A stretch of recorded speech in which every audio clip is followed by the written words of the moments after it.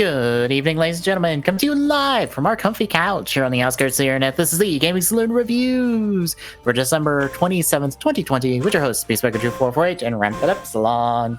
I might have forgot to update all of the text files stuff for PGSR. Whoops. It's fixed now. Okay.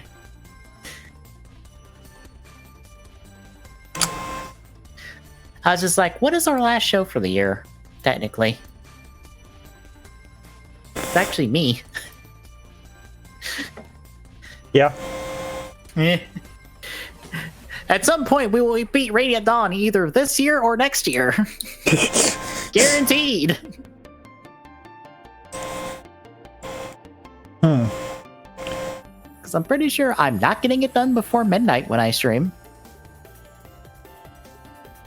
Because I have ostensibly 6 maps with all the dialogue in between all of them. And considering some of the maps take about an hour so far, yeah, we're not getting done anytime soon before midnight strikes. You're gonna get done next year. Pretty much. But good news is we have more Build Fighter Stride to talk about. Episodes 13 through 16. How'd you feel about these 4? I kind of feel like the second opening's going to be a slow burn for me to get behind it again. I don't get it. That's both shows now that this has done that. It's one of those, I think I'm coming around to this second opening a little quicker, but yeah. I do like that, because I don't think they did it for the second opening for Build Fighters, but for this one, they do a special effects version of it. So you have the opening playing, but also all of the special effects, or like all the shooting and all the other sound effects are actually in the background as well. Yeah, I noticed that. Which is kind of neat. It's a nice touch to it. Mm-hmm. Kind of reminds me of the one time, I think, or the times that JoJo Bizarre Adventure does that, because I think it does that for its final episode every time. So, like, the final episode of every one of their seasons, the opening now has all the sound effects, along with the opening theme. And sometimes they have a special version of the opening for the final episode. Because I think, what was it? I think the Stardust Crusaders, which is like the 3rd season of it, 3rd or 4th season, one of the two, depending on how you define them. That one actually stops the opening in the middle and transitions into the title sequence to the show. Like, the opening just stops dead in order to transition because of plot reasons, more or less. It's a neat thing.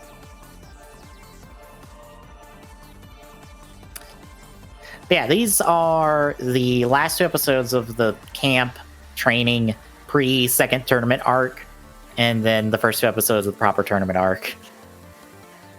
Yeah. Are you prepared for a battle for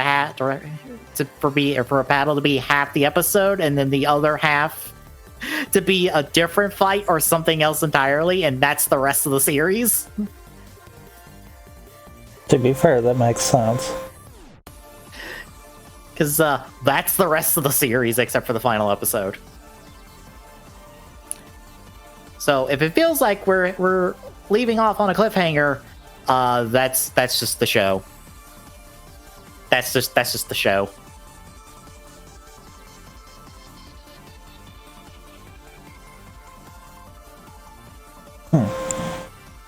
Also, Spike is still going on his 100% Jimny's Journal for the original KH. Say Hobbs probably is too. Yeah, 9 hours for reference. Doesn't surprise me. I think he's just now having to do revisits everywhere. Like I said, doesn't surprise me. Yeah, because I believe he's through all of the super bosses now, I assume. I think. Unless there's another one deeper in. Because he's fought two of them, because he's fought Sephiroth and he's fought Xemnas. I don't know if he's fought the one that's in Agrabah. And I don't know if he's fought the one that's in Neverland. Because there's actually 4 super bosses in KH Final Mix. Because you've got Sephiroth and Hades Coliseum, you've got Xemnas and Hollow Bastion, which is like a post-game unlock. And then the 2 in Agrabah and Neverland, I also believe are post-game unlocks. I don't remember the conditions to unlock them because I've actually never fought them. I have only ever fought Sephiroth and he whipped my ass. Because KH2 Sephiroth is easier than KH1 Sephiroth. Yeah, I think I tried Sephiroth once, and when I immediately got wrecked, I was like, never mind. Look, Sephiroth is an entire pushover in KH2. His only major attack is Heartless Angel, and you can interrupt him any chance, every time. If you're good. Also, you just have to close the distance and smack him in the face once. And that interrupts it. Because that's when he's floating into the air and trying to, like, pull off the attack. If you're good and can, read. True. I got a bad habit of swing first, ask questions later. Yeah, I gotta know what that attack looks like, so I'm like, no, Sephiroth, no. Also, hit his reaction command unless you're bloody and just dodge it. I still have no idea how the fuck he does that. Because you can't just dodge roll out of that. That doesn't work. He hits you anyway.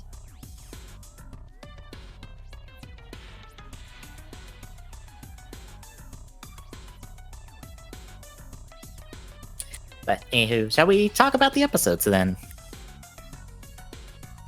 I guess we shall.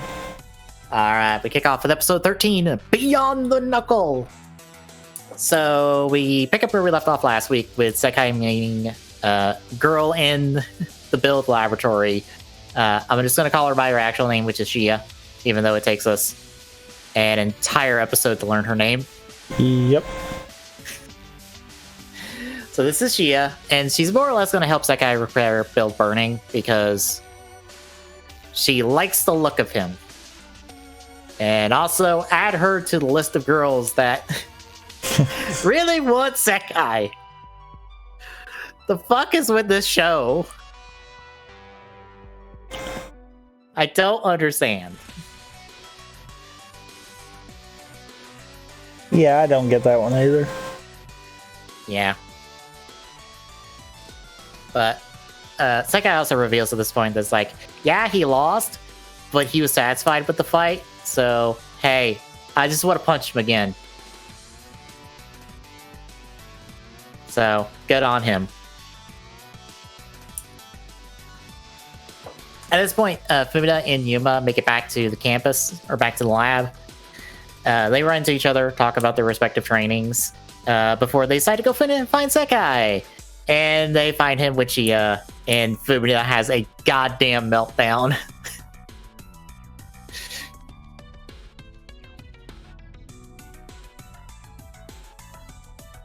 Like, she questions Sekai about this, and all he does is just like, well, you're this person. We are not girlfriends because you clarified to me what it means to be a girlfriend, and you clarified that that is not our relationship. So it's your fault for telling him that it's correct. Yep. But I just love her meltdown as she's just so flustered by all this. And Yuma, dumbass that he is just like, aren't they young? And I'm like, motherfucker, you are exactly like this too. Don't start. You are no different than her when it comes to Mirai. Part of me feels like he's more doing it just to screw with her. To be fair, she can't hear him at the moment, so Yeah, at it's that not point. working. But before then, yeah. Yeah. Not to mention he has to have the Raoul moment because Raoul's not there. Yeah. So next day, team's having lunch with Raoul. Fumina is still mad, even though she says she's not mad, because she doesn't understand that stupid plus indirect doesn't work. Yeah. Sekai is too stupid to understand what's going on, and you're being too indirect to make him understand. It's almost like we're dealing with Reggie again. Yes. You have to be direct with him, Fumina. It's the only way this is going to work. That or just punch him, then he'll understand. Yes. Anyway, the two of them are going to be repairing their Gundam since they're, wrecked from their training sessions. Which, technically, Yuma's wouldn't be wrecked from his training session because all of his battles with Yuki were model damage C. So, but it's only the damage... It still had the damage from before. Yeah. So it's no more damage than he already has suffered. True. Unless they decided to crank it up again. Right. Whereas Fumina's is in pieces. Yeah. Because Lady Drama Shades decided to just say, screw you. Pretty much. God damn it. But at this point, we check back in with the G Academy.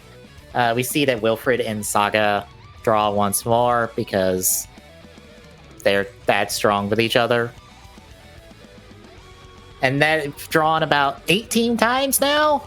So just pour it on how much G Academy is strong, aren't we? Just pouring it on. Well, I mean, they've got to. That way it's so satisfying when they actually lose. Mm-hmm. Just calling it because I can read that opening a little too good, I think. Wait, you're telling me the Gunpla Academy versus Tri-Fighters is the final fight of the show? No. That opening is way too easy to read, and that's weird. I'm used to it being kind of hidden. Well, it doesn't help the opening starts and ends with their fight. It starts with them fighting and it ends with them fighting. Like, if we are not telling you that this is the big fight of the series, we don't know what we're gonna tell you. I mean, I kind of before the opening figured, okay, yeah, this is probably gonna happen. But yeah, that second opening kind of, is pseudo spoilers in my opinion. Yeah, because they pretty much spoils every fight in the series. Yeah.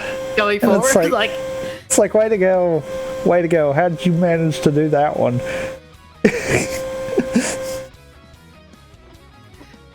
I mean, it also helps that G Academy is the only one that every member of the team has a personal connection to every member of Tri-Fighters, unlike everyone else who just has one person. Well, everyone except Fumina, because Fumina doesn't get a solo rival. True. I can completely see that at this point. Yeah. Yuma gets his with Minato. Sekai gets his with Junya. Fumina gets nobody. She's stuck more or less getting to be the star of their next round match. Because we have to debut her ace before we get to the big fight of the series. So, anyway, back in the episode itself, Saga talks about his wrist being better, but Wilfred is like, no, it's not. You still need to heal it. He's like, fine, I won't do anything stupid. Also, we find out that Wilfred wants to be the next Meijin, which unlike Lady, Yuki doesn't say a damn thing about him in regards to that. Whereas Lady is actively scouting someone to take her role. Multiple people, in fact. I almost don't think he wants to walk away from it. To be fair, I wouldn't expect him to do it either.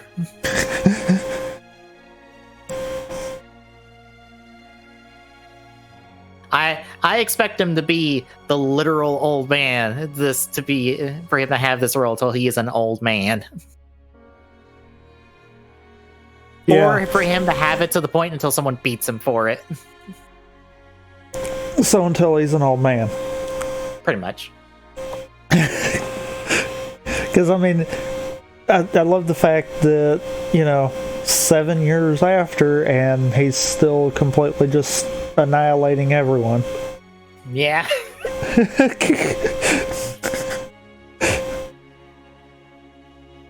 But at this point, we check in with Sekai, who is going with Raul for quick training to see how build burning is after its tune-up in repair. Because, by the way, Sia also tuned it up because she can, more or less. That's really it. She tuned it up because she could. But Sekai is challenged by Karima? I had to relook at how his last name is spelled.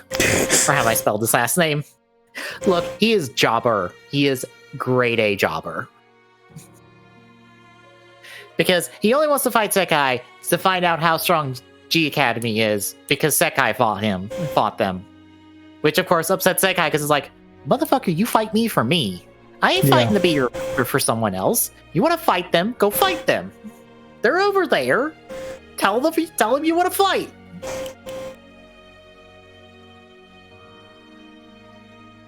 But as they continue to argue, we follow Wilfred into the room, and we find out that he's Senator Julian, the guy that almost beat Yuki last season.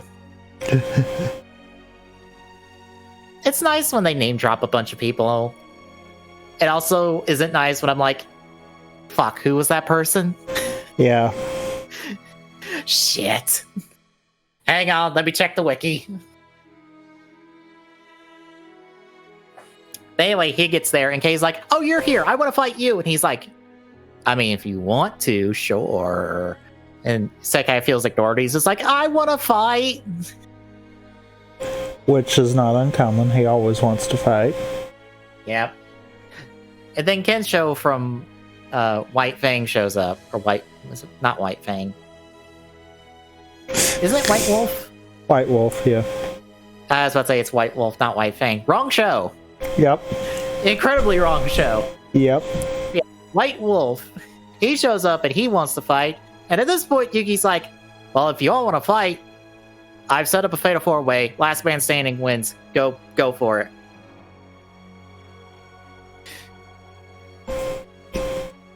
And by fatal 4-way, I mean we each take a turn trying to fight Wilfred and lose. Until we get to the fight we want to see. Yep. Which, isn't that how usually those work? No. That's not how fatal 4-ways work. But okay, sure. At least so far, that's how they've worked. Yeah. But as the battle starts up, we cut to Fumina and Yuma, who talk about, again, their training stuff, and are busy trying to repair their Gundam until Raul's like, guys, Sekai's about to fight a bunch of people. You might want to come watch. And they're like, God damn it. Hang on, we'll be there. Because he always has to make enemies. Yep. But battle kicks off, and Kensho is immediately demolished by Wilfred because, look, we're here to see two people fight, and you're not one of them. Sit down. Your Gundam's not even in one whole piece. It's 3 Gundams slapped together at the current moment. Sit down. You're done. But Kay's up next, and he's actually not using his main Gundam, which is this giant dragon Gundam we'll see later. No, he's using just a regular one. And Wilfred knows this. And he doesn't like this. He's just like, I can bitch slap your ass right now if I wanted to. Because I don't care. If you're not going to fight me with your actual shit, I'm not going to give a shit about this fight. So he pretty much plays with this guy. I love how he even this guy shoots a bunch of lasers at Wilfred. And Wilfred just blocks one laser with his spear, and then it proceeds to block all of them. Yeah, this is how much I don't give a shit. Yeah, I like that too. And I love that Saga, who shows up at this point, is even the one to point out, oh no, he's mad. He's mad now. I don't want to fight him now. Because I know how he fights when he's mad. So, Kay gets dismantled and is sent off to the sidelines to be like, go sit in the corner. And think about what you did. Yeah. So now Sekai shows up. And he's like, I want to fight. And Wilfred's like, okay, you don't use a weapon? Nope. All right, I'll drop my spear then. Let's fight this punch to punch. So they fight with just their fists. And Sekai has unfortunately countered on his first punch. But he's actually keeping up with him for the rest of this fight.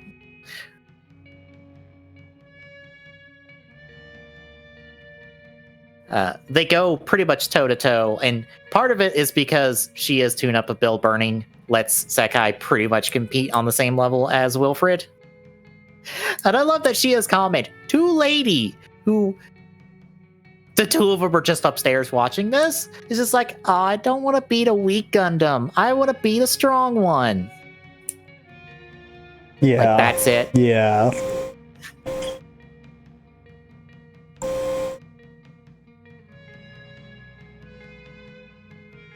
So the two of them continue to deck it out against each other, pretty much blow for blow. Sekai tries a couple more of his specials. Neither one of them work. So he decides to crank it up even further. So he's tapped into his super mode by now, which will get properly named later, but it's still his super mode because it acts like his super mode from later. Even though he doesn't have it yet. It's just his alpha super mode. It's his super mode, but we haven't called it a name yet. Is what it is.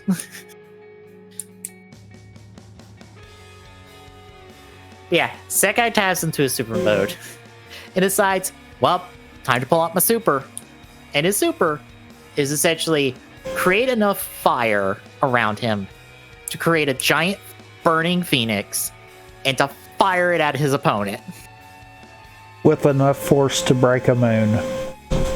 Enough force to obliterate a moon. Mind you, not just break it, no, obliterate it. There is no moon anymore. There is no trace of moon. Moon is gone. Moon is dead. And I love how the system reacts to stuff like that. Because it's just like, oh, object crashed. Change. Hang on, I gotta pull the sun up real quick. Also, the only reason Wilfred isn't dead because of this is because he dodged it. But I love everyone's reaction to it of just, what? He did what? What? He can do that? Yeah. Including Sekai later, who's just like, I didn't know I could do that. I just did a thing. I just did a thing that it let me do. And it worked. Yeah.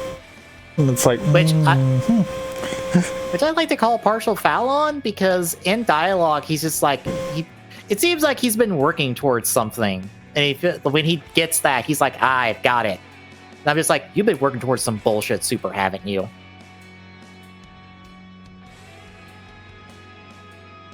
You've wanted big stupid super move. He probably has wanted the big stupid super move, but also didn't know what big stupid super mode was.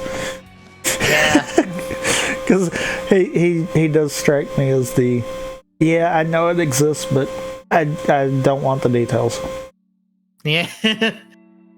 Also, just for reference, this move will go unnamed for the rest of the series. It only gets named in Island Wars. Huh. I was about to say, I wrote it down somewhere. Did I write it down? No, I didn't. Shit. I thought I wrote it down. Hang on. I'll pull up the name real quick.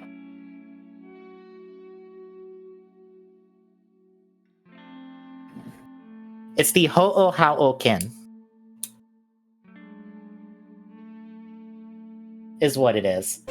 Granted, Sekai will have 2 more things that will go unnamed for the series, and at least one of them will never be used again.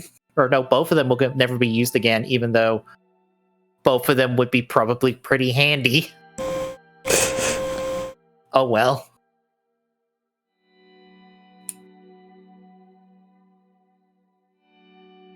But yeah, everyone's left shocked. The system has to compensate for this by bringing the sun up. Unfortunately, build burning is not better off for this, because in the kickback of the move, its arms are absolutely destroyed. But nobody loses because we went over the time limit. If you haven't noticed, the show keeps telling you that there's a time limit on these fights. There's a reason for it. Can you guess why? Because some of the fights take half the show?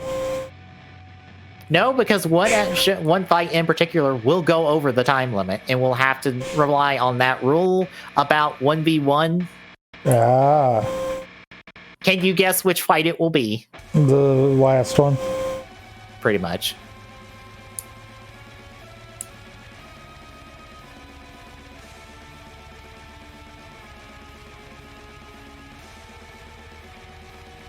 But this whole situation impresses Wilfred. But we'll get to that in the start of the next episode. But for now, we cut over the Yuki and Lady, who are off to go see the last qualifying tournament.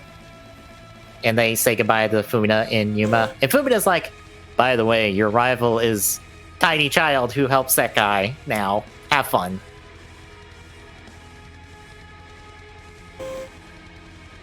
And we end the episode properly with finally being properly introduced to Shia as Wilfred's sister and the last team member for G Academy. Which takes us to episode 14, Worthy Rivals. We go back to the fight ending, and more with Wilfred recognizing that Build Burning is a successor to Star Build from the end of the series, or the end of the last series. Because he's like, oh yeah, the RG system, I recognize that, which made me realize something. I think Build Burning has the RG system on the whole time. I believe so. Which is why all the things glow every time it turns on. But I also have to wonder if that was intentional, or if that's because Sakai doesn't know what he's doing. I don't know. I'm not sure. It could be either or, to be honest. Because it's one of those, I could see either working, but I would find it immensely funny if it's just because Sakai doesn't know what he's doing. I would love it if it's because he keeps turning on the one button. And if we ever get Sakai versus Iori, he's just like, wait, why did you turn the RG system on already? It's like, I turned what on? The RG? Did you hit the big red button? Yes, I hit the big red button every time I fight. You don't hit the big red button every time you fight. Ah, God damn it. Who did I leave this to? The other thing that I'm thinking could potentially be a thing is because, you know, as many times as Say had to keep telling Reggie to, you know, use the RG system, he might have just been like, you know what, screw it, it can be on all the time now. Yeah. So that's one of those, I can see both of those being a thing. Because the planned pilot and the current pilot of this Gundam, neither one are, smart enough to know when to not turn thing on. Yeah. But in the episode proper, Wilfred and Sekai declare each other as rivals because, hey, we punched each other. We did really good. Let's do this again. Okay. Later on, Wilfred actually compliments Shia on her work for build burning. Being like, hey, you made me a good rival. Thanks. It's nice that they're really nice to each other. Even though we have the last episode. Or no. Yeah, the last episode, but I'm like, there's context there they forgot to mention. Anyway, we catch up with Tri-Fighters the next day as they're packing up to go home. And they decide to trade vows with more or less the respective people on the G Academy team, except for Fumina and Shia. They don't get to trade words just yet. Everyone else does. So again, if you don't expect them to be the final fight of the series, I don't know what to tell you, because they are hammering this shit in. Yeah. I feel like harder than they did, say, Reggie and Yuki. I think so, but mainly because we did kind of have that mid-season clash. Mm-hmm. Whereas with this, we did, but we didn't kind of deal. Mm-hmm. Like, it wasn't as important of a clash, I don't feel like, right here. Yeah. So, maybe that's why it didn't feel as big kind of deal. But yeah, they're super phoning it in. Mm-hmm. And again, Sekai's just like, I don't know what the giant burning phoenix thing was, but I know how to do it again. Well, see, now that he's unlocked it, he can just do it at will. Yep. Because that's how things like that work. Mm-hmm. Meanwhile, the Shiki brothers, which are these three twins that have been in the background just observing and taking data and stuff, they're taking data during Sekai and Wilfred's fights and just being like, the numbers are off the charts! These numbers make no sense! And I'm just like, I love dumb, meaningless numbers in shows. We get it, they're really strong. I don't need dumb, non-existent numbers to tell me that they're really good. But numbers. It's like how every writer has numbers, has like stats and stuff attached to their different forms, and people like to point out that Poppy is technically stronger than Gaim Kiwami. Wait, really? Yes, the numbers say that Poppy could beat Gaim in his strongest form. I feel like I don't believe that. That's why I say numbers are bullshit. They are stupid, made-up numbers that make no sense within the context of any show at all, and they are meaningless, and they don't matter. Now, I mean, like, if we were talking Muteki, then maybe I could see that. No, this is just regular Pop. This is just Poppy in her writer form. Yeah, I doubt that. Yeah, the numbers are meaningless and stupid. That's why I hate the concept of Rising Hopper, because it's just Rising Hopper with bigger, stupid numbers. No, it's just Rising Hopper. Just because it's a new key does not make it not be Rising Hopper. It's still Rising Hopper. It's like every other time we've had the main form in the series, in the big fight. It's just we now have a gimmick attached to it. That is meaningless, because nothing's changed. Yeah. Absolutely nothing. Granted, I'm one of those, like, when it comes to these fights, narrative trumps numbers and logic, because at the end of the day, you have to make the fight interesting. And if all you do is go off of what they're supposed to do, you make the fight boring. Yep. It's like, yeah, Kabuto wins because he has clock up. He wins every fight if he has clock up. Yes. That's also boring. If all he does is clock up and kick somebody in the face, that's a boring fight. and is the least interesting thing of the way to present that fight. Present the fight interestingly. Anyway. Anyway, the Shiki brothers and their big dumb stupid numbers vow to destroy G Academy because of reasons we'll get into next week, because their 2-part episode fight with Tribe Fighters is next week. But when Kay's like, I'm important too, they're like, who the fuck are you? Because no one gives a shit about Kay. Yeah, no. And to be fair, I don't blame him. He is grade A jobber material.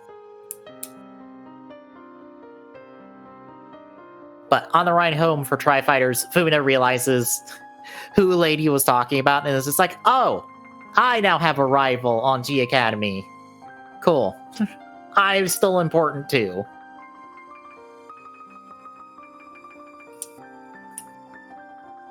But we catch up with Yuki and Lady as they see the end of the last tournament, with Monato's team winning with their Gundam we will get to later that everyone loves, from my understanding. It probably helps that this guy sells the fuck out of it.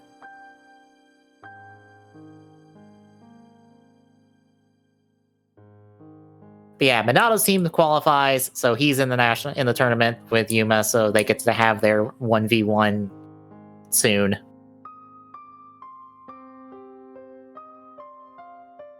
But back with Sekai, him, Yuma, and Fumina are going to be hanging out at Sekai's house for the rest of their training session until the tournament.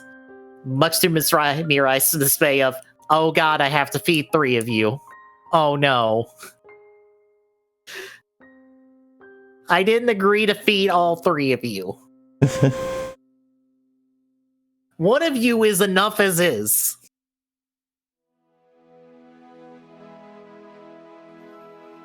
But they plan their upgrades. Yuki is planning to upgrade his firepower and his mobility. Fumina is more or less planning her ace in the hole we will get to next week, because next week will be the debut of it, along with just improving her Gundam to more or less whoop ass on its own. And Yuma plans for build burning to get its proper super mode implemented, which is now just called Burning Burst. So, yeah, we now have a name for it. I'm still going to call it his super mode. But plans in place. We montage through them working on it day and night until they are all exhausted. And Mirai has to go, okay, Fumina, you sleep in my room because you are not sleeping with the boys, because no, that's not allowed. You two get to sleep on the floor. Not even try to push them towards Sekai's bedroom. No, you get to sleep on the floor. Only one of you gets a proper bed.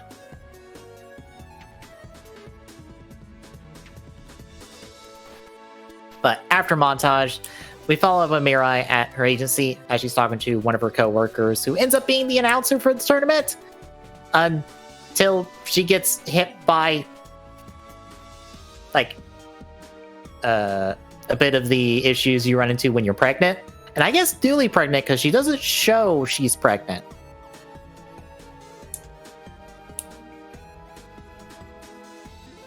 So she's not that far along, surprisingly enough. Which, I don't know if that stuff would hit you that early on, would it? Would you know?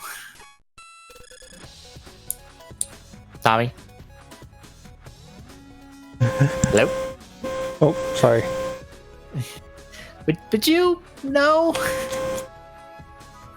I don't think you would get hit by like morning sickness and all that early into a pregnancy, but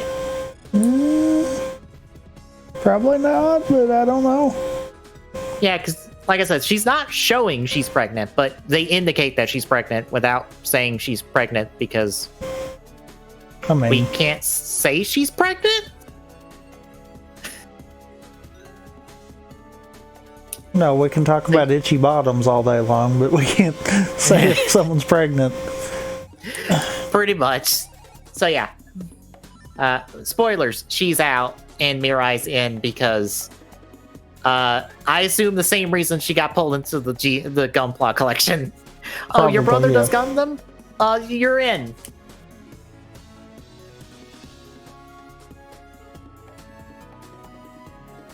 Also, wouldn't that be a bad thing considering her brother's competing?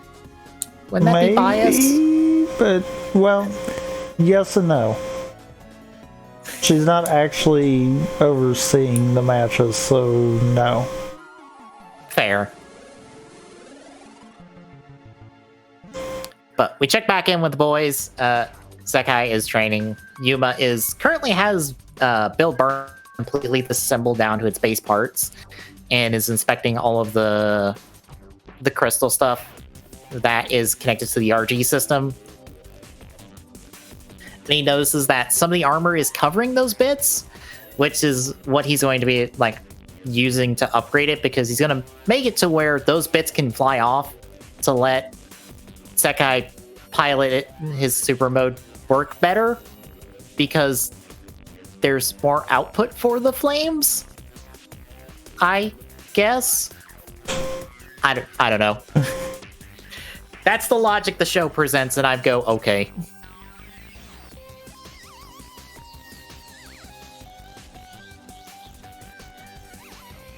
And he also notices like the work she did to repair build burning, which means, oh shit, they're really good builders. I gotta do really good.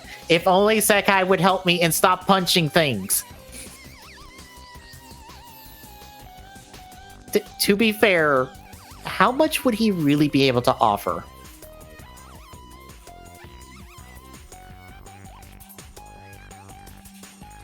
By Yuma's own admission, he is an amateur at building. What would he offer if he actually was helping him?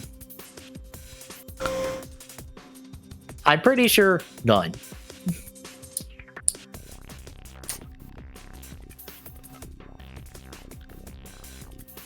Anyway, he tells Sekai to help. Sekai is like, fine, I will help. Until Gyako drops by and she's like, I want to help. And Sekai's like, sure. So Gyako's here. But we check in with G Academy real quick. Oh, I think Tommy fell asleep on me. A little bit, yeah. Okay. We're not gonna make it through all 4 episodes, are we? Yes, we will. Okay. Anyway, G Academy. She has tuned up her teammates' Gundams, but is still working on hers, and will be working on hers till the last minute because, of course, she will. I mean, it's got to be a secret. Yep. This is when we meet Lucas, who's going to be one of our important characters later. He dismantles a bunch of people, and he gets to be on a team for the national tournament. That's the short and long of it that you need to know about this scene. Outside of, I think this is the same place that Isla got recruited. Because I think this is the same people. Maybe. I don't know. Neither do I. Anyway, we check in with Fumina as she comes back and finds Gyako helping Sekai, and she is once more an angry, flustered mess. And once more, someone else is working with Sekai on build burning that isn't her. Because, for reference, she never gets to work on build burning with Sekai.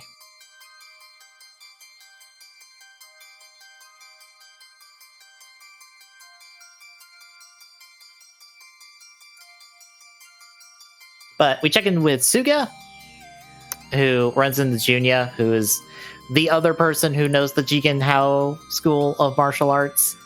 And he gets told by Suga, like, hey, someone in the national tournament knows the martial arts. You have fun with him. Goodbye, asshole. Because in Suga's those words, this man is a shithead. I don't want to deal with you. Go away, please.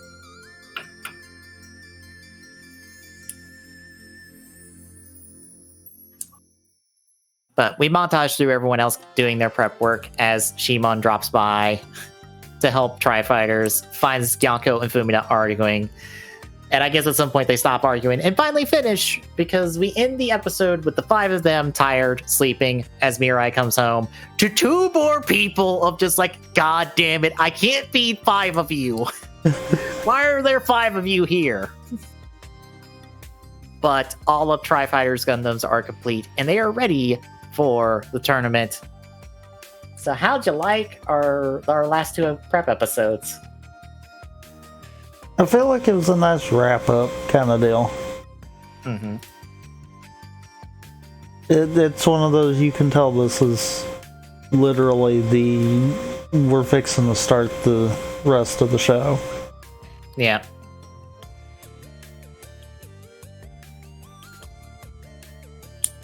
Yeah.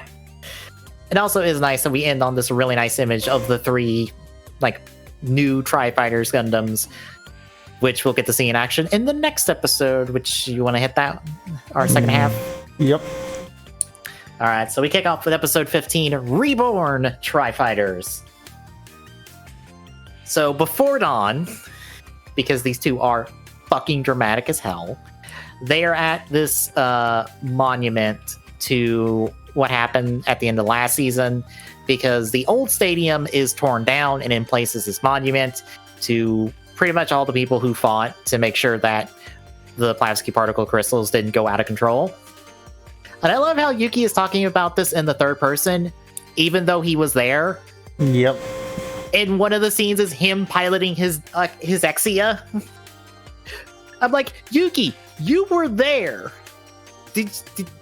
Why are you talking in the 3rd person? No one else is here. Because he wasn't there. Yuki was there. No, you were there. Fucking maging. You were maging while you were there.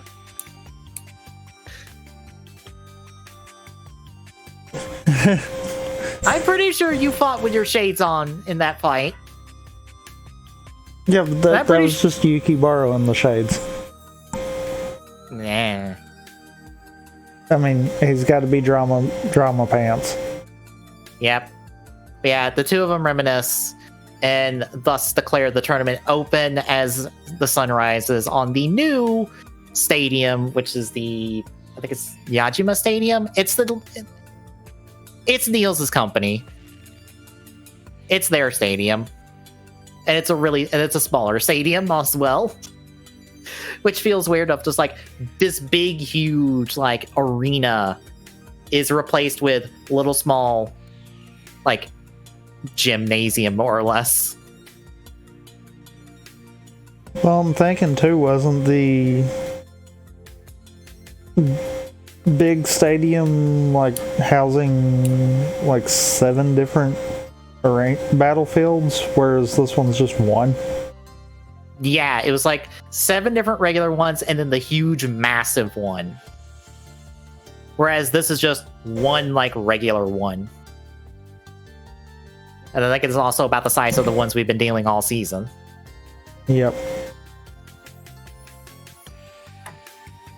But we follow Tri-Fighters as they check in and spot all the different people from camp. And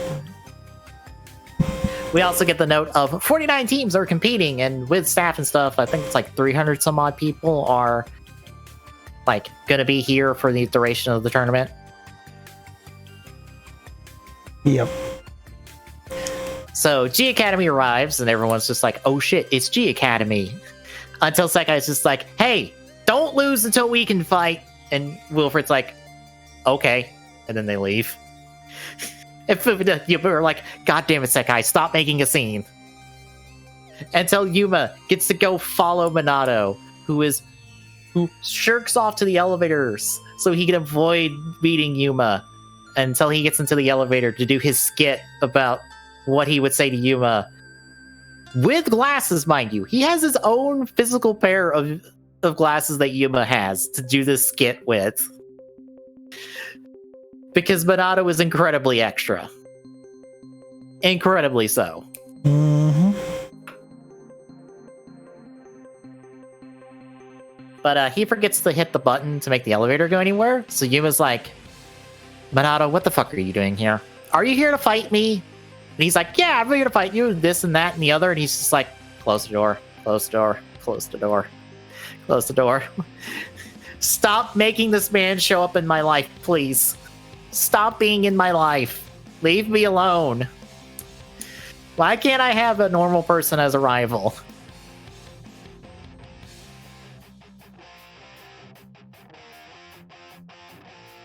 But later on, he tells the team about this, with Minato not far from him, mind you, as he is sulking in the corner, being like, "You did all this, didn't you?" "Yes, I did." But he perks up with Fubina's like, "Oh, hey, what did you do?" And then he goes on to tell them at least what his Gundam's based on. Because Minato does not understand that he is being played by both of them in this situation. Yep. Unfortunately, Sekai decides to chime in and talks about Yuma's Gundam until Fumina more or less drags him down, just like, "Shut the fuck up. You don't tell him what we about our stuff."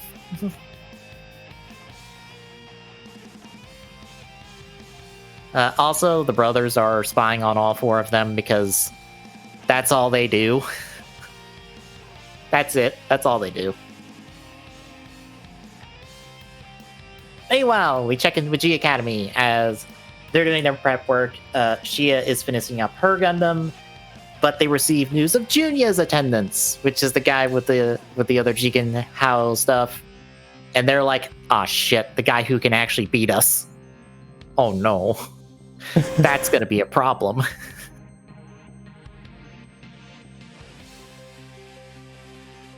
But later on that night, we follow Yuma and Sekai as they bunk up. Yuma's making extra parts for Lightning, or his Lightning, because we're gonna need them, because model damage level A, if our Gundams get fucked up, they are fucked up. We're gonna need to replace parts.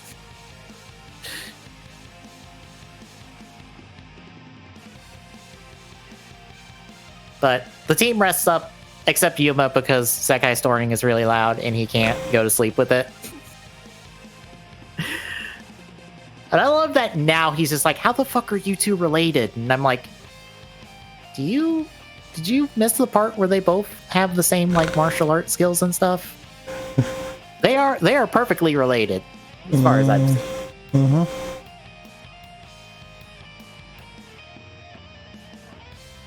So we go to the next day. Shima and Ganko are going to be in attendance, and they spot Tri-Fighters running across campus to get to the stadium because, oh shit, we're late, we slept in. Bravo, way to pull a Saiyan, Reggie. Although that might be a good luck thing.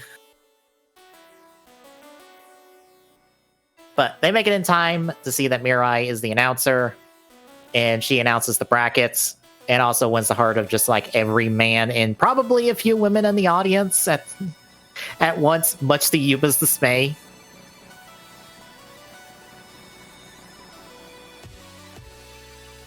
But unfortunately for Tri-Fighters, they have to go running again because they have the first match. They're up against Team Amorphous, who, as revealed by everyone else, is one of the final 8 teams from last year. Meaning, oh shit, it's one of the really strong teams. Good news for them, this is the first time we're meeting them. Guess what that means for them? That top 8 rating means nothing.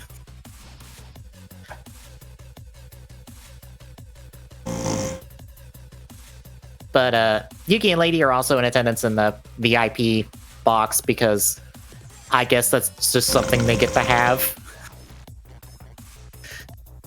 I'm surprised they just have that and they just don't have a balcony somewhere they can just stand around on. Since they like to stand around on balconies all the time.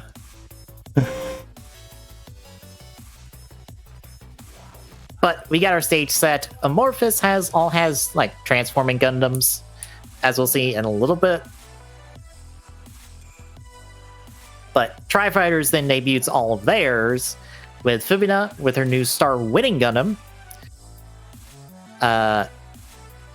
Yuma has his new Lightning Gundam Full Burnium.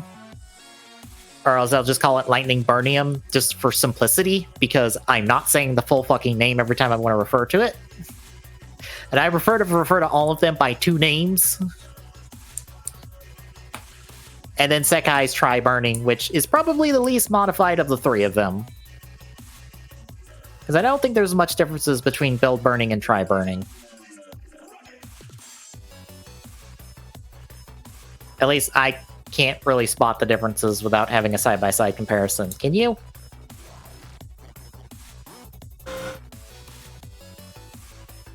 Tommy? Hello? I'll keep rolling.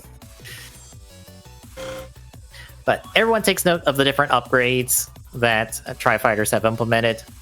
At least the ones they can spot. So we start the match. Tri-Fighters moves in. Sekai actually bums a ride off Yuma into the fight because that's the plan. Because Sekai needs the bummer. I don't know why he needs the bummer ride, to be honest.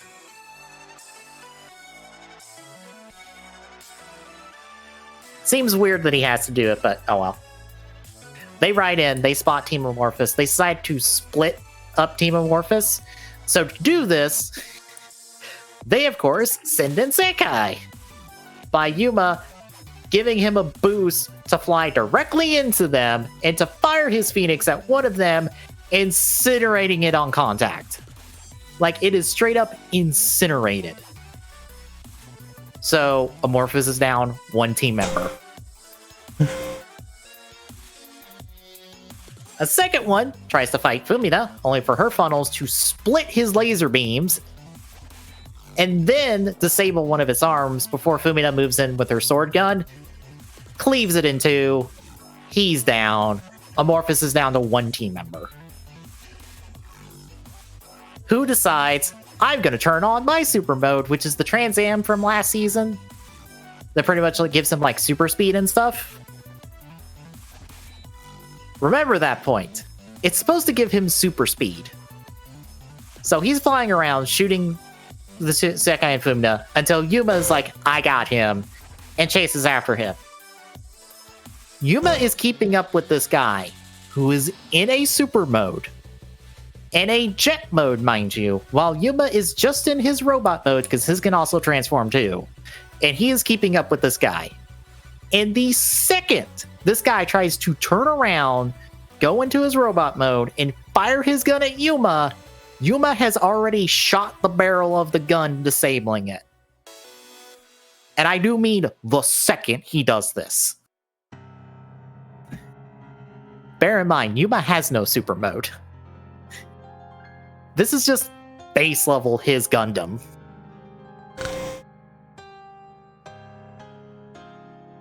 So, this guy's blown up real good. Fumina decides, fuck you.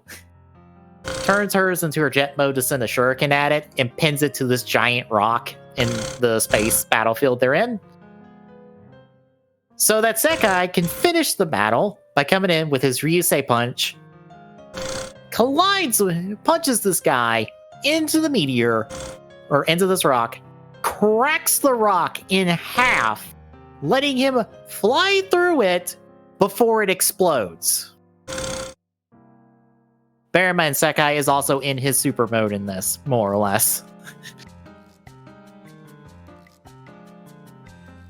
Once more demonstrating Sekai is stupidly powerful.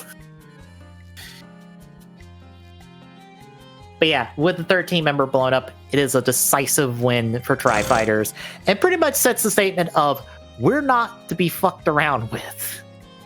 We're here to compete, because we just took out one of the best 8 clean.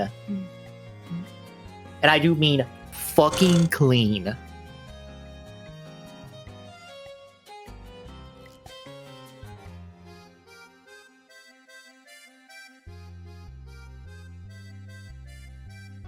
And Junya also takes note of, shit, the Sekai guy, I don't like him.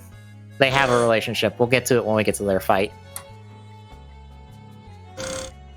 But we properly end the episode with Minato's team introducing their Gundams, which is a lion, a manta ray, and a bird in their match, which we will get to in the following episode, episode 16, Magnificent Shia. So we pick up the fight, or pick up this episode with the three of them, that then proceed to transform and combine their three animals into a Megazord. Which shocks everyone, because who the fuck would expect anyone to bring a Megazord to a Gundam fight? Literally who? Who? And it's left everyone so shocked that Yuki is even at this point of just like, yes, good on them, I guess, because I understand nothing. Yep. Tommy? I think he fell back asleep on me. I'll finish up the episode and we'll deal with it from there.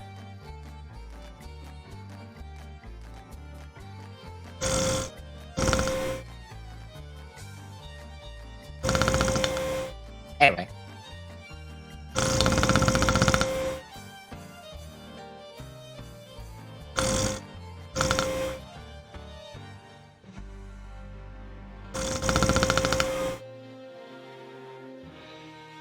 So, because of this, Yuma, of course, shits on this idea, because it's like,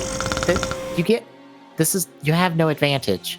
There's literally no advantage for the three of them combining together into a giant robot. They're not even that bigger than what they were before. There's literally no advantage. And Minato, who can apparently clearly hear this man across the room, is just like, you shut the fuck up. My Megazord is amazing. Watch me rip these fuckers in half. And of course, the opposing team is just like, where it's like, this thing's stupid. We're gonna murder it. Unfortunately, this thing is not to be messed with. Because before they get into the fight proper, we see that Minato like begged to be on this team so he could fight Yuma, and they let him on because the three of them, this would be their last year competing. They more or less want to go out on a bang. So they are. In this case, they're going out a bang by controlling a Megazord.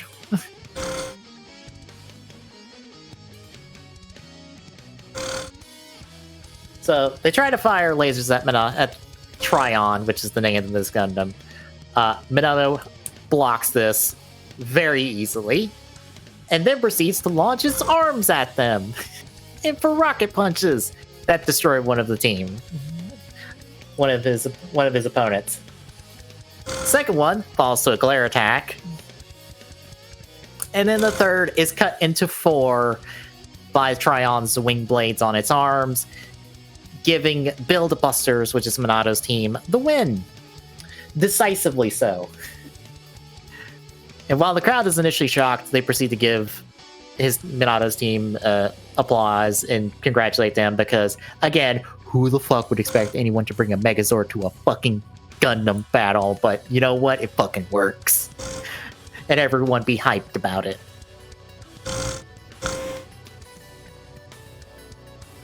But that night, we get to see footage of Yuma and Minato being interviewed by Mirai. And, of course, Minato is all talking about how his rival with Yuma, which Yuma doesn't even give him the time of day on the footage. He's just like, I gotta go leave, take a phone call. Because he gets the call from Gina, who's like, oh yeah, saw the tournament, saw you guys were competing. And he's like, yeah, it was cool. And I think Sei gives him, like, good luck, and he's like, yeah, we're gonna go win this, because that's what we want. We check in with G Academy real quick, because they are continuing to watch on the tournament before their match. And they're keeping eyes on Lucas, because they're interested in him, since he's kind of this unknown for them. We also see that Shia finishes her Gundam in time, because their match, thankfully, because their match is the next day.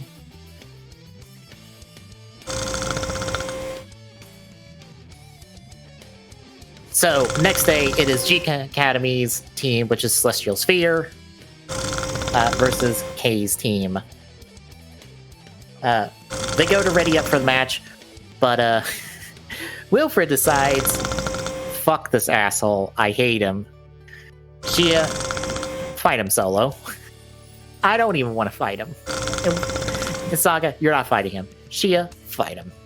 And I love how he passes this off as, punishment for Shia taking her time to finish hers before, like, till the last minute, because, you know, now they can't develop strategies and stuff, but I'm like, you're doing this because this asshole didn't want to fight you straight up.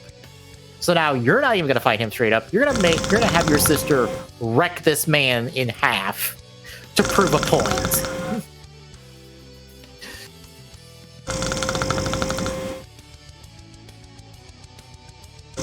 And Shia takes this gladly, because, like, alright, I'll do this.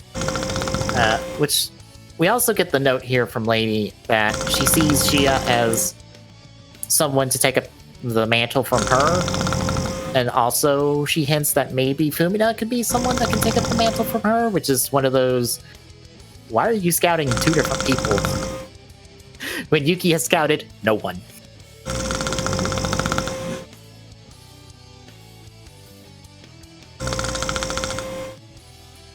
But Shia deploys her new Gundam, which is the G Potent, up against K's giant dragon mech thing, piloted by him and his team. He fires a missile barrage at her. She easily dodges it by using the exact same technique Sekai has, where she can more or less bounce off like a little like particle field, except she can do that off of missiles, and as we'll soon see, laser beams. Because she bounces around off the missiles, dodging them, and then destroying them with her sword. Then the guy shoots a bunch of laser beams at her, she dodges them, and then proceeds to ride one of them down. Ride around on one of them. But mainly, I think, just screwing with him. It's like, look, I don't want to fight you. Just surrender. I don't want to destroy your Gundam. I don't like destroying Gundams. And this guy has none of that. Proceeds to shoot his big old fuck-off laser at her, which she blocks with an energy field that her and her brother's Gundams have, which is like this spherical energy field that just blocks stuff. She blocks it, and then she's like, alright, enough of this. Dismantles this guy into pieces. Just slices him up. Walks away, takes a bow as this man explodes. It's like, oh, I wasn't ready. But yeah, everyone takes note that G Potent is fucking good. And that G Academy is not to be fucked with.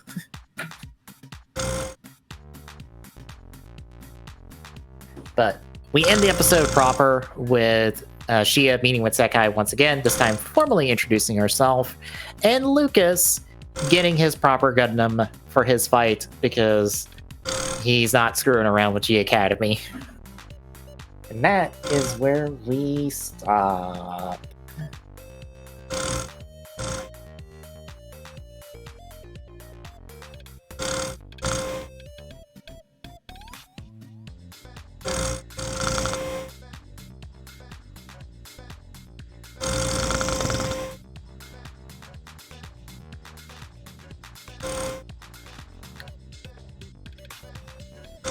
Just looking at Twitter and stuff real quick. So yeah, it is 2 really fun episodes. I like that, much like the last series, our first proper fight in the tournament is a massive big showcase for our main heroes and a very decisive win before we give them a more challenging fight. Especially because we have to reintroduce all 3 of their Gundam and what they're capable of. Especially Fumina and Yuma, since theirs are more or less completely different, whereas Sekai's is only slightly different than his current stuff.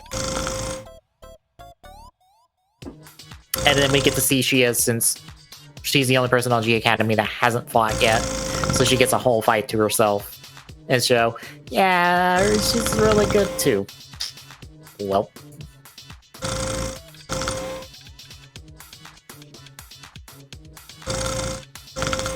So yeah, a couple really good episodes. Billfire's Try continues to be really good. And we are reaching the point, because let me check this real quick. So I need to see how many like TGSR episodes we have left. I never changed all that over.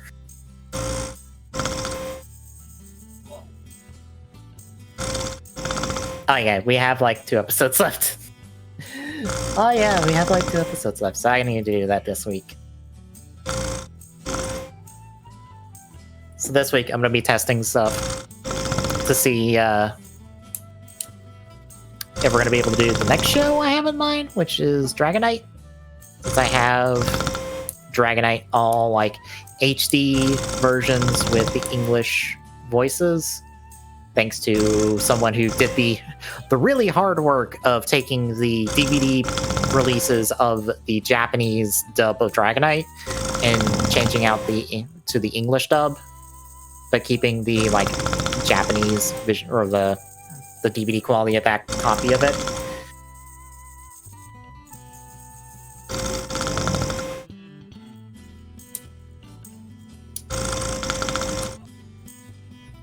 So I gotta test that this week and see, because what I'm gonna be end up doing in order for us to like easily watch that, since it is like a torrent download that I got, and I don't remember where I got it from, to be honest, is I'm gonna be throwing like several rotating a couple batches of episodes on a Google Drive on one of my accounts and just sharing it with Tommy so that way he can watch the episodes.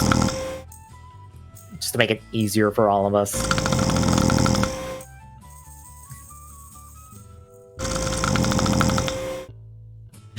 Wow, I think Tommy's properly. Oh no!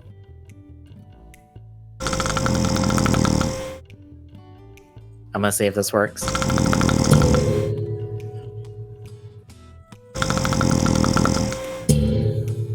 Nope. I know it's making noise. See if this can. Nope. He'll probably wake up here in a bit.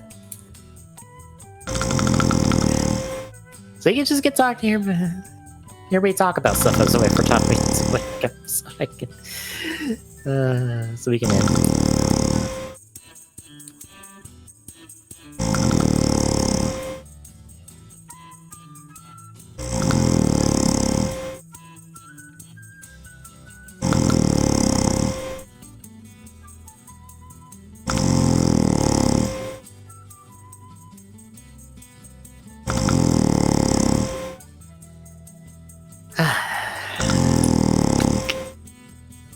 So, Saber has been a rough ride, and I did not look forward to this next episode stuff. Although,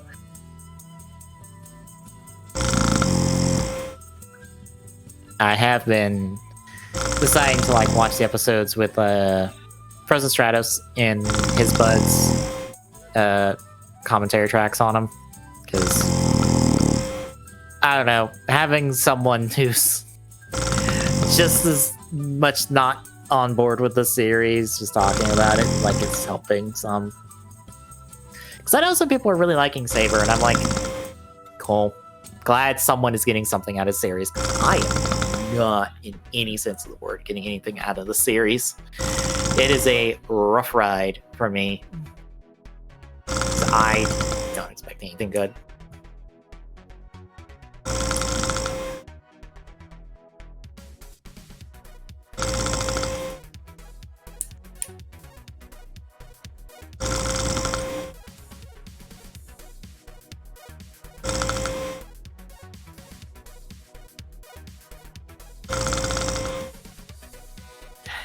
Yeah, I'm gonna test that. Don't really need to do anything prep-wise for Deadlock, because I still have my old PS3 set up, so we can just hop straight into Deadlocked. Which, Deadlock will probably be in like 3 weeks, and then we're off to... I'll probably just do Xenoblade Chronicles Definitive Edition since I have it. Might as well just do it.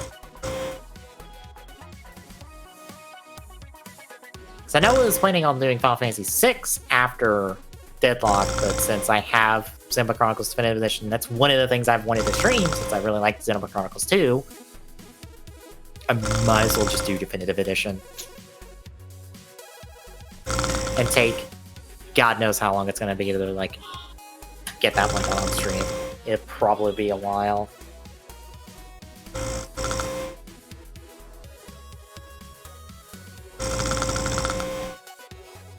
Let me see. How long to beat? It says like 15 and a half hours. That is...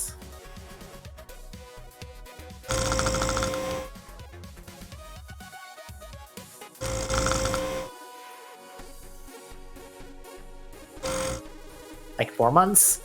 That's like 4 months straight of me with that game.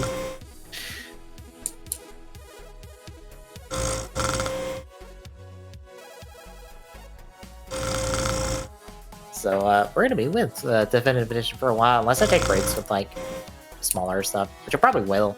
I'll probably take a break with like some SNES stuff or something else in between.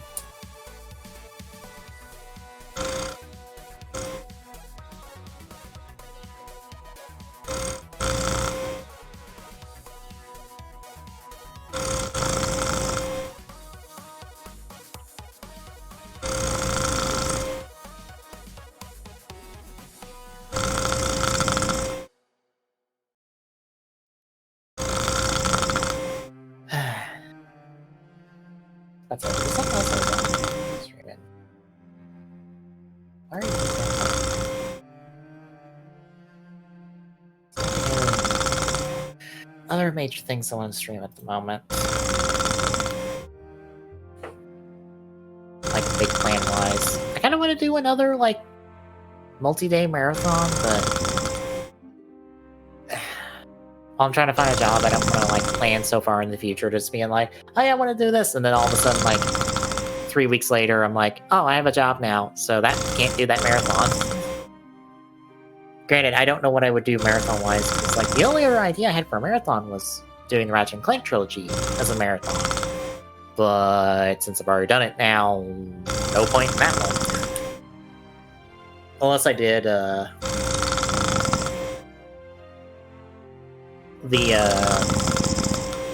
like the Future trilogy, which would also be a thing.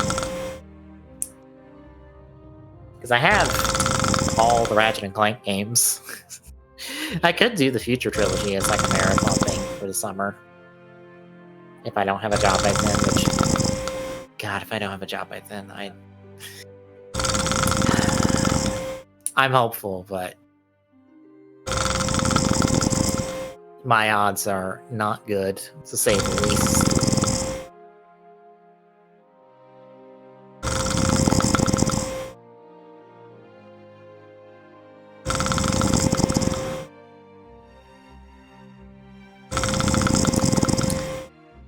But let's see. Now I'm trying to remember if I've done Duelist of Neurosis on stream, and I don't think I have. I kind of want to do Duelist of Neurosis because it's one of those weirder like Yu-Gi-Oh games that it's a non-standard Yu-Gi-Oh game, but it has like some pretty good gameplay to it. So I'm kind of on board with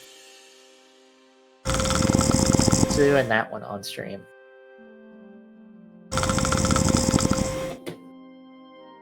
So there's that. I'm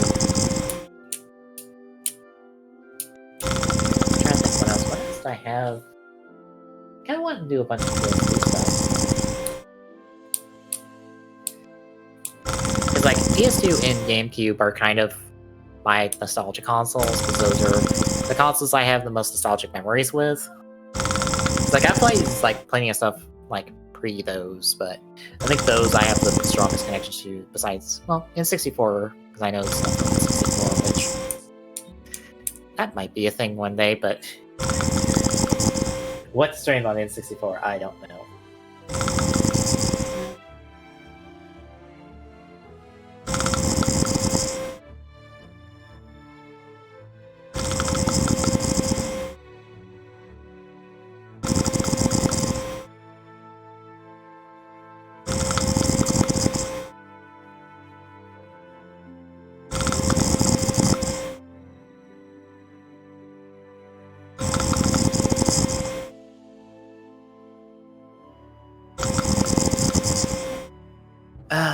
What else?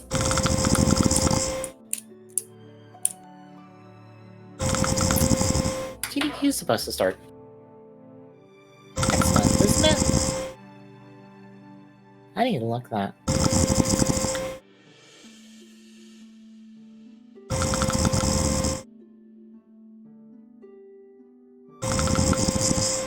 Oh, 3rd through the 10th, that's next week. Shit. Damn, Awesome Games Done Quick is next week. Nice. Is the schedule up for it? Holy shit, it is. I don't think we've looked at the schedule at all. Ooh, Ratchet & Clank 2016 is like day 1. Yes, please. Big Game Plus 2. Ooh. 37 minutes. Gonna skim through this list real quick.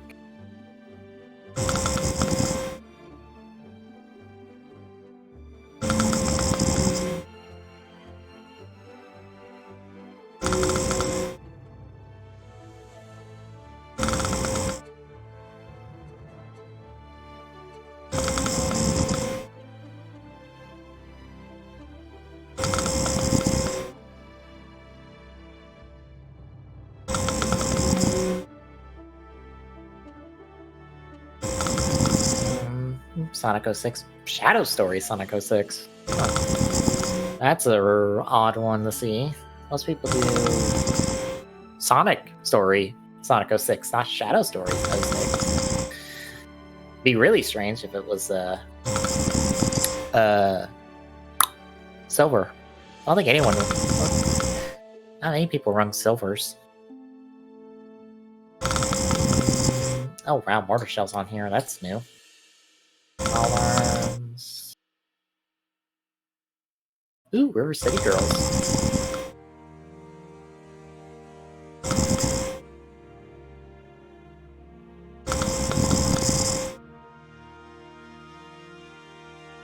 Oh god, 2 Ratchet & Clank games? Because now there's Going Commando too? Ah, you spoiled me, GDQ. Ah. One of the CDI Zeldas. Yes. Gimme. Oh, I want to see that one. That is... Ooh, ODST in 3.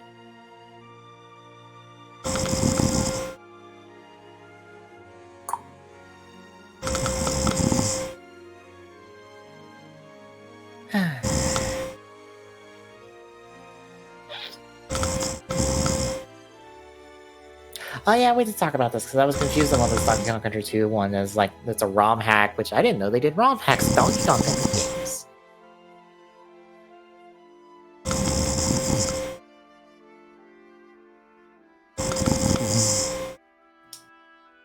So yeah, that'll be exciting. Always excited for a GDQ.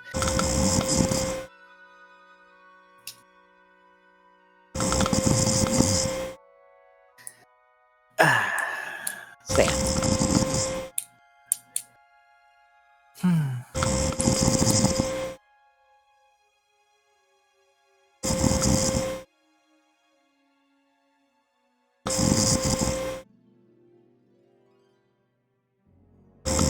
Still hasn't posted new reviews for Zed.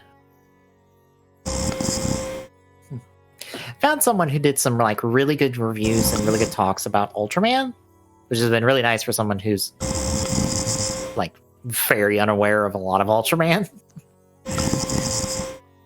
So seeing his takes about Zed are like really good. It gets into like a lot of like referential context that Zed has that you kind of just won't get if you just don't know it otherwise. So he hasn't posted a new blog post just talking about the last couple episodes. And I really want him to, because I really want to hear his thoughts on stuff and like see like maybe what I missed in context to those episodes.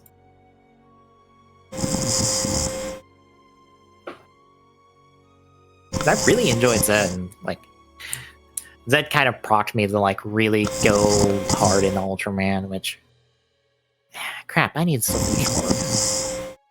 That stuff needs to go on the list for next year of just like finish out X, Y, and Z seasons so I can finally be done. like push through, watch them be done.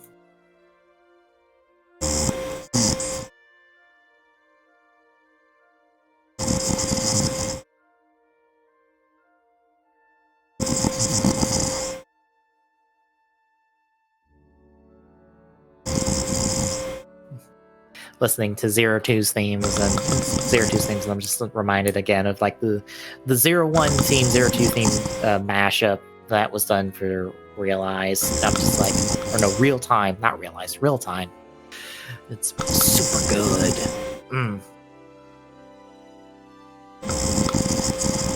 Can't wait for that movie to be subbed in like March.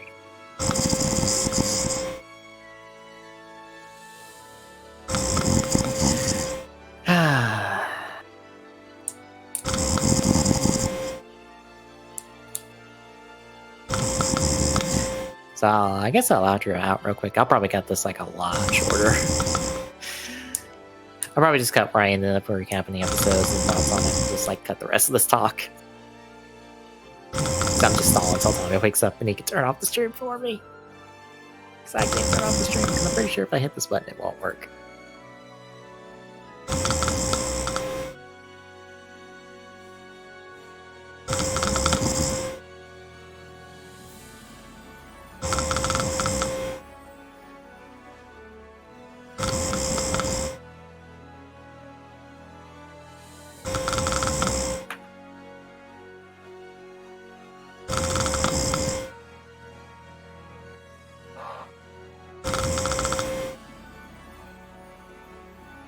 Yeah, so.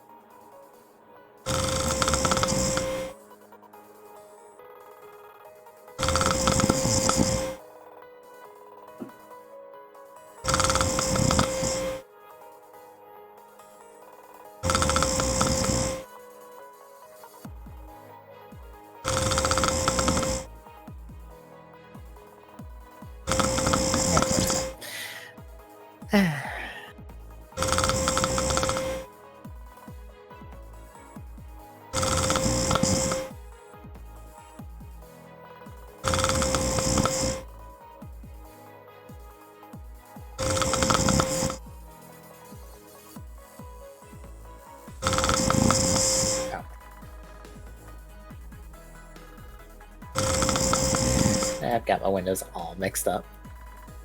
I guess I can do the thing I was wanting to do, which was go play some Halo. I was in the mood for some Halo. I think getting Master Chief Collection is just like, yeah, this is what I need to get back into FPSs, was just nostalgia more or less of good Halo multiplayer.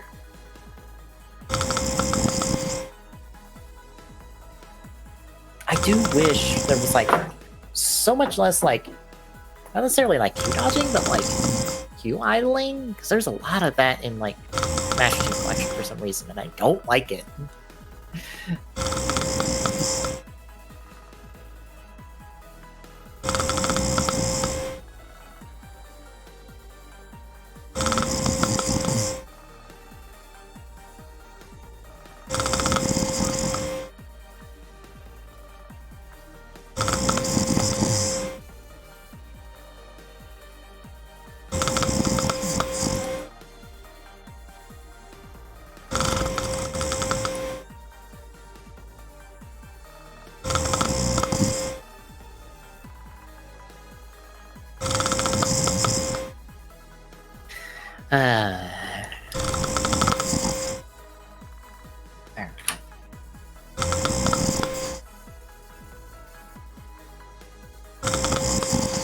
challenges are still all the same they've been.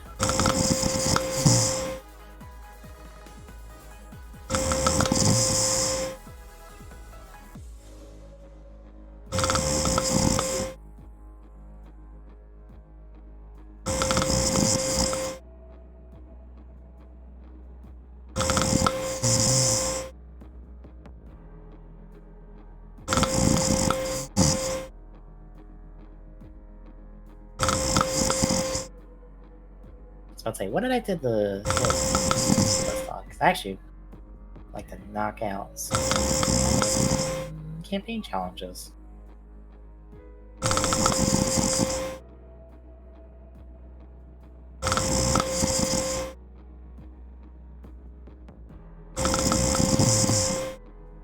We do.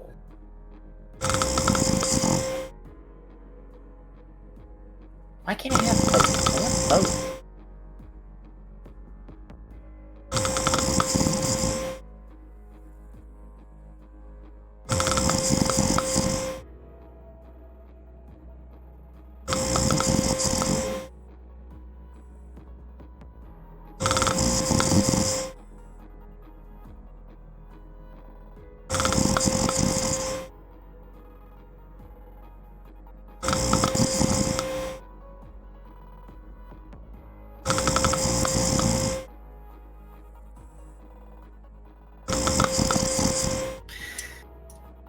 I try to keep cutscenes and can't skip cutscene at all.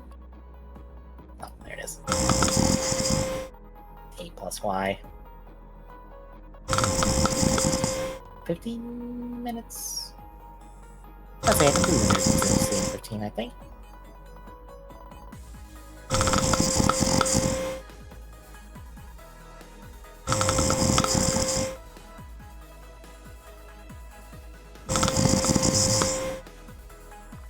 Of course, 6 minutes, I'm just like, what the fuck? 6 minutes.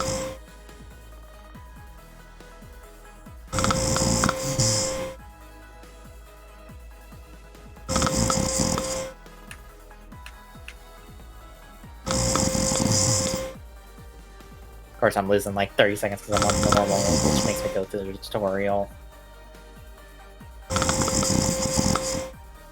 30 plus seconds, actually.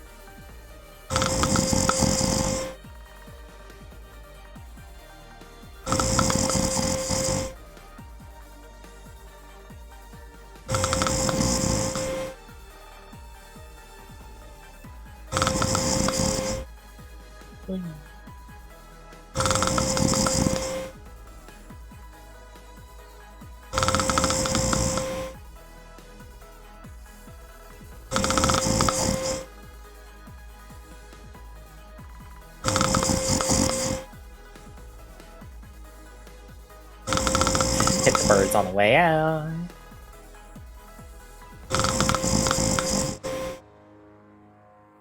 I like it. Let's bring back.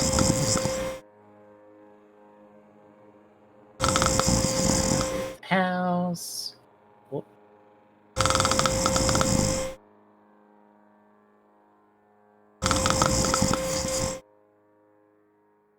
George, get that. On.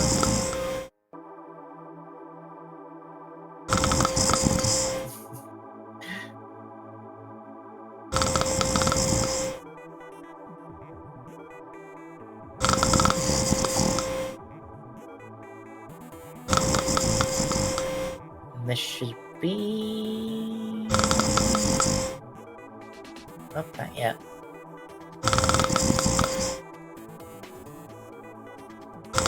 That's right here.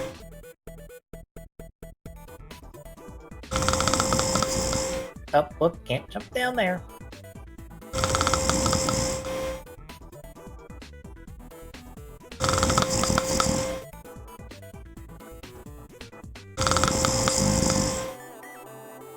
Let's say I saw one more up there.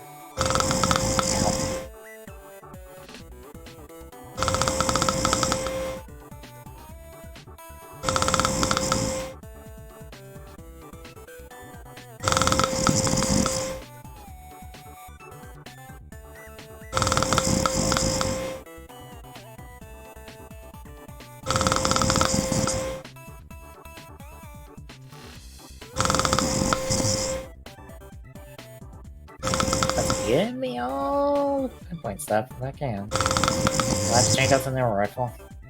Or hopefully one of these guys drops like me a carbine. I'd like a carbine.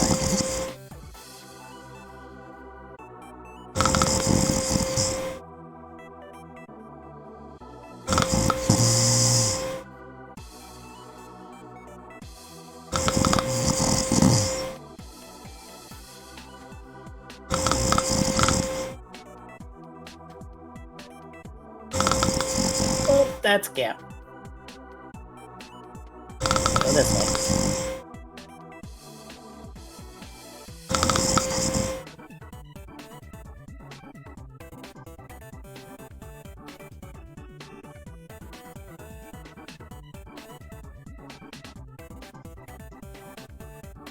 Come on. Oh.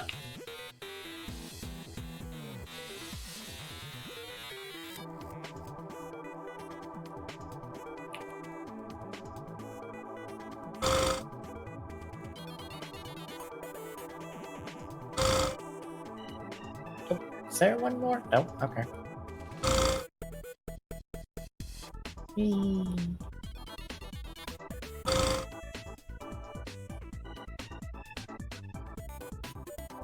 So leave you two behind.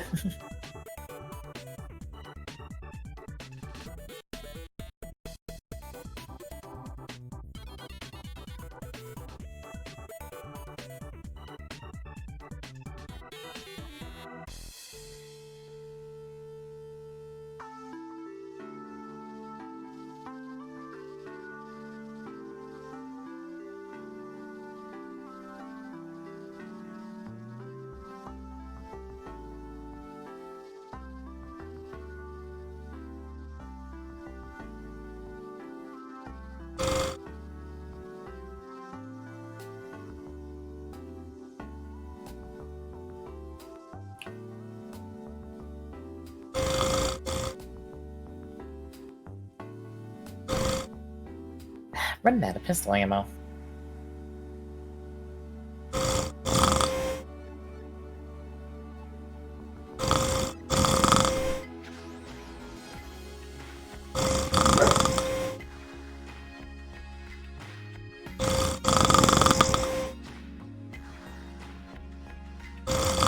Get in this time since you're right here instead of being like way behind me.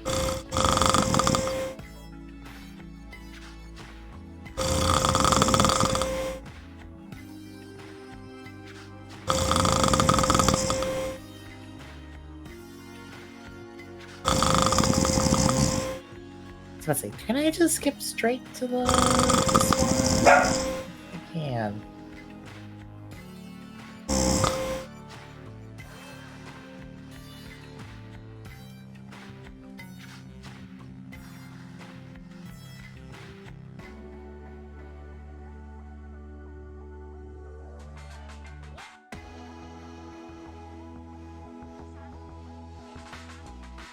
Nah, I can skip right to them. Okay.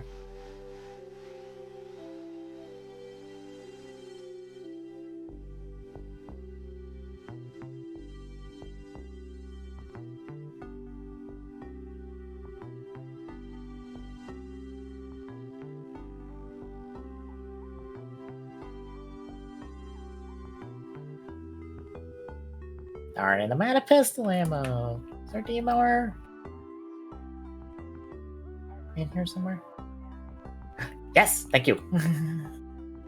I have a good precision weapon.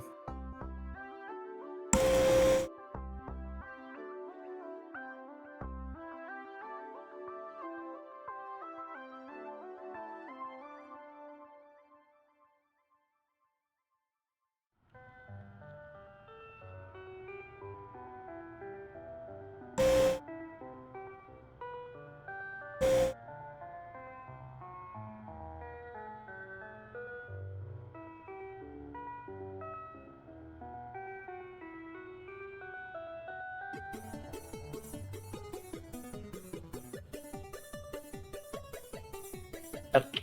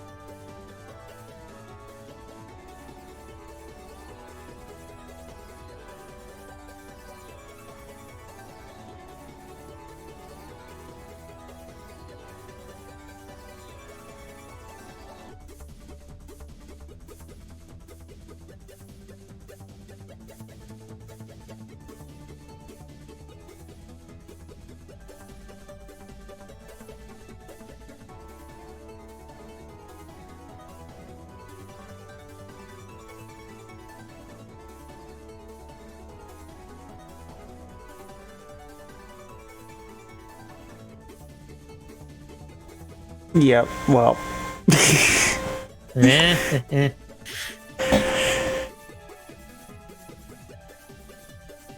Almost did not mean to do that. Just saying. It happens.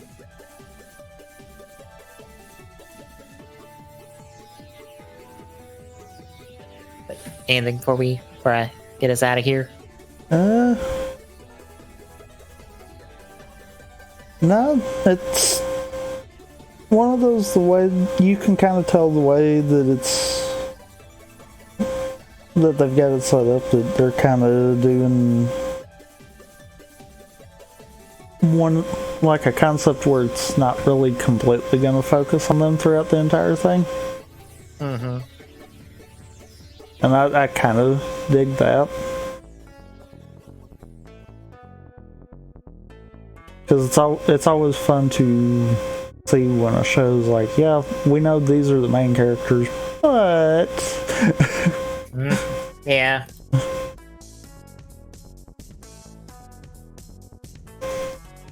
But anything else? No. Alright, this week it's Halo 4, or not Halo 4, Spartan Ops, the Radiant Dawn, whatever we're doing Friday, Saturday, more episodes, try Friday, Sunday. So if you like what you're seeing, drop a follow, really appreciate it. Chipping away at that affiliate goal.